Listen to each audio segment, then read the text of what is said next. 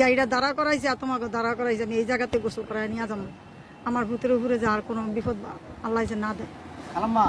দোয়া করবেন আপনারা সবাই দোয়া করে বিপদ না আসে, আল্লাহ যে বিপদে মুক্তি করে, আল্লাহ যে ওরে ভালো রাখে। জানি না এটা আপনারা কিভাবে দেখবেন আমি জানি না, তারপরে এটা আপনারা একটু এই সোনার পানিটা গোসল করামু আর দুধ দিয়া গোসল করামু।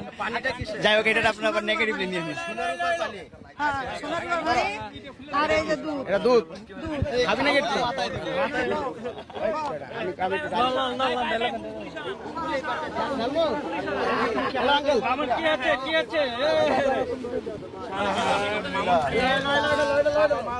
গোসল করে দিচ্ছে বাড়ি, যেটাতে জেলখানা থেকে মনে হয় একটা পাপ মোচন হলো। আল্লাহ দিয়া মুছে